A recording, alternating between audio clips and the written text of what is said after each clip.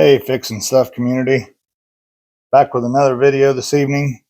Went and picked up the ICON Ratcheting Wrenches in the metric. I wanted to compare these to my favorite ratcheting wrenches, the Blackhawk reverse gear. I've had these for somewhere around 25 years now. To this day, I haven't had one in my hands that even comes close to comparing. I kind of consider myself a ratcheting wrench snob at some extent. For me, they have to be an offset wrench, just like a normal combination wrench that is reversible. This is probably the only thing I really don't like about the Blackhawks is this low profile switch here. Some of them it works pretty good. Some of them it's not so great. It is a good thing when you're in tight areas because it doesn't snag like some of the others. See, like that's trying to hang up right now. You got to kind of wiggle it a little bit to get it to move. I guess that's probably normal. It means it's positive engagement. But I've loved these wrenches. They're very tight mechanism. I don't mean tight as in like really stiff and hard to work. I mean you just barely twitch it. I think they advertised these at like 3 degrees or something like that. And at the time, that was almost unheard of. But I've always loved these wrenches and figured I'd never find anything that compares. But I got these Icons for my son, and I thought we'd compare them. First thing I notice is that was an 18 millimeter wrench there. This is an 18 millimeter Icon reversible. Huge difference in length. That's a good 3+ inches difference in length between the Icon and the Blackhawk. I guess that could be a good thing and a bad thing depending on what you're doing. Sometimes the 18 or the longer length in these is going to give you some extra leverage. Sometimes it might be too long to swing it effectively and basically take the ratcheting part of it out of the equation if you're bumping into stuff with the other end of the wrench. These Blackhawks have always been tough. I mean, I've worked on semi-trucks and everything else with these things. I've put extenders on them. I've put another box-end wrench on the end of them, like you shouldn't do. And they have been tough. The mechanism has held up fantastic on all of them. This Icon I found is very quiet, but it's very comparable to the Blackhawk. I really didn't expect that, but this wrench is also 25 years newer than the Blackhawks, so technology obviously has come a long way. I don't know how many teeth count or anything they advertise these. I've never really cared. They usually measure them in arc swing. Overall, I'm pleased with them. They're a good looking wrench. I do like the switch on these. It's a lot better, and it is down out of the way. So it probably won't catch like a lot of them do when they're up here on top. I do like that. It maybe has just a tiniest bit of play in it, but it does definitely have a positive lock-in when you change directions on it. So overall, I'm pretty happy with them. I'm going to take you out, and we're going to take a 14 millimeter out here. I've got my trailer jack out there. It's the only thing I can find where I've got good light to actually shoot a video right now. 3 bolts that hold my trailer jack on. They're a 14 millimeter.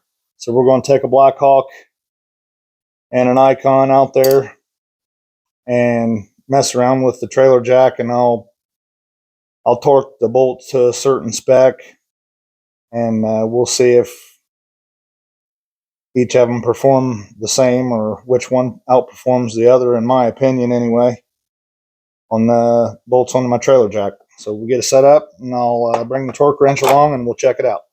All right, guys, we're out here at my trailer jack. I've loosened that bolt up. We're going to go ahead and use a torque wrench and torque that bolt down to 30 foot-pounds, and then we'll do it for each wrench that way.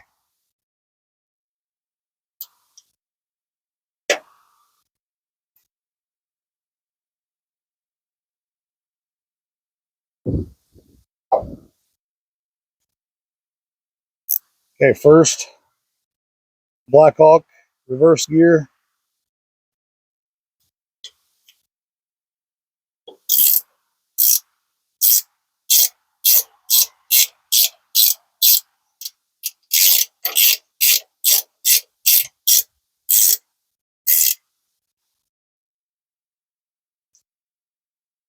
Okay, while we're here, I'm going to try to get that lined up with that paint mark I have on there, and then I have another one right here. That's 90 degrees. I laid that out with a square. I'm going to try to count how many clicks we get in 90 degrees.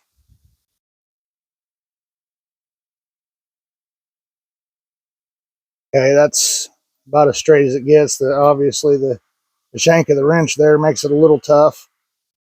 I'll try to count these. It's a little bit noisy, but and the icon I notice is really quiet, so it's going to be even harder. 1, 2, 3, 4, 5, 6, 7, 8, 9, 10, 11, 12, 13, 14, 15, 16, 17, 18.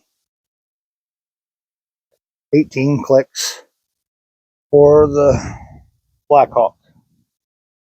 I'll go ahead and loosen it up again. And then we'll torque it with the ICON torque wrench to 30 foot-pounds.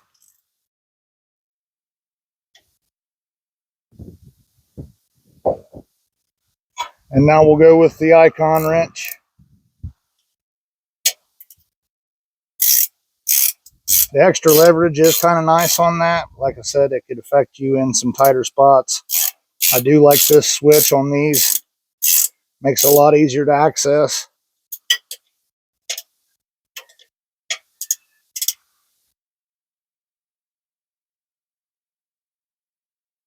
I don't know if you can tell, but I'm laying on that thing pretty hard, trying to get that lined up. And it's about as good as I can guess it, straight in line with this paint mark here. So now we're going to try to count the clicks on this one. 1, 2, 3, 4, 5, 6, 7, 8, 9, 10, 11, 12, 13, 14, 15, 16, 17, 18 just barely goes past the 90 degrees. So this one still not quite as tight as the Blackhawk. We'll get you back inside and we'll finish this up. Okay, guys, I know that's not a very subjective test or whatever you want to call that. It's just the best that I could think of to do for these as far as a real world application. I do have some calipers here. We will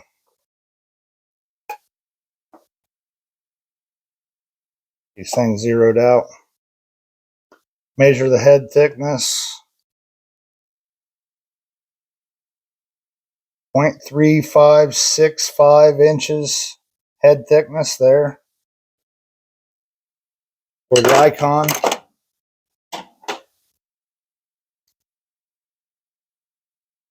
And 0.423, 4235 for the Blackhawk, 4225. So about 70 thousandths thinner for the ICON. I don't know that that matters too much. Let's try to get some sort of a measurement here around the outside so you'll know about clearance. That's 0.201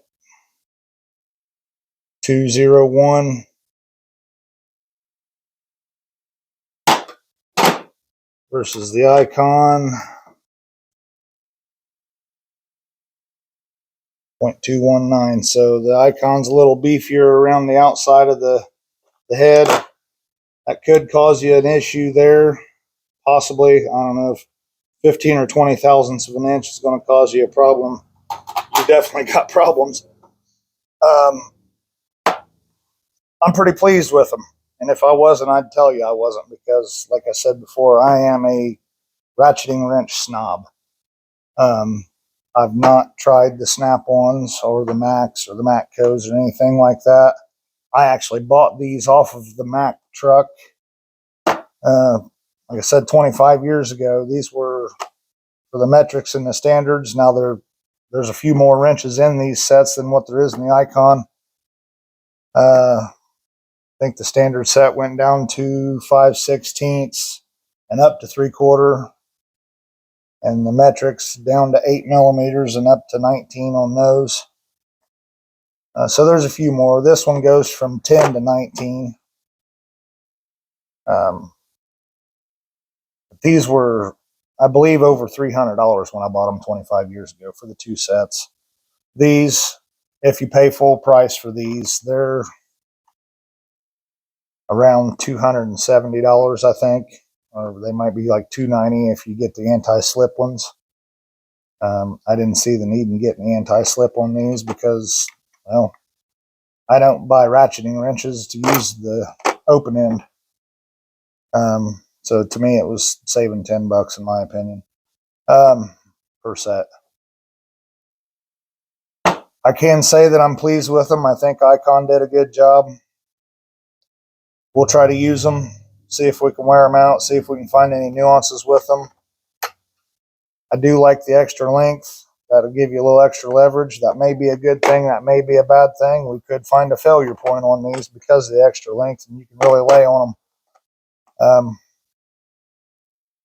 We'll find out. For now, I like them. If you haven't already entered for our giveaway,